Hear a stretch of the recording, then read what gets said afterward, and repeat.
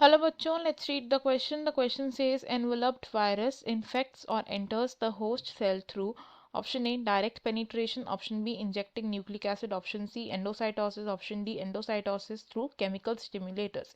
Question में हमें बोला गया है कि जो enveloped viruses होते हैं ये किसी होस्ट सेल को इन्फेक्ट या उसमें एंटर होते हैं through which of the following options. तो इस क्वेश्चन को सॉल्व करने के लिए पहले की कॉन्सेप्ट समझते हैं। इस क्वेश्चन में हमारा की कॉन्सेप्ट होगा वायरसेस।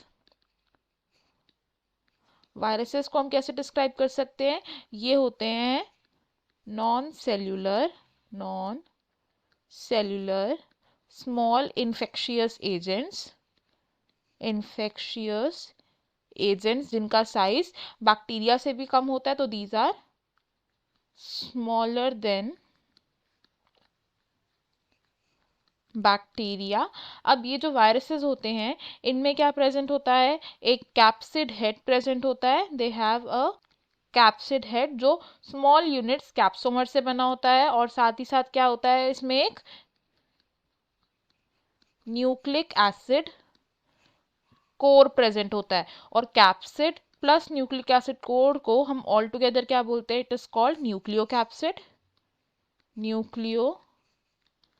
कैप्सिड। अब ये जो न्यूक्लियो कैप्सिड होता है ये नेकेड भी हो सकता है और ये एनवलप्ड यानी कि कवर्ड भी हो सकता है। और वायरसेस के अंदर जो न्यूक्लिक एसिड प्रेजेंट होता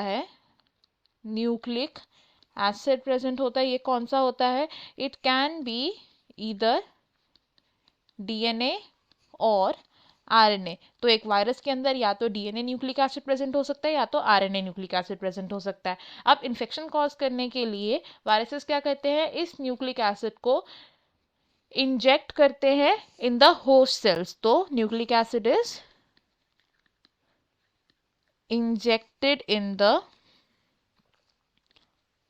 होस्ट सेल्स, और जब ये इंजेक्शन सक्सेसफुल हो जाएगी तो इससे क्या होगा?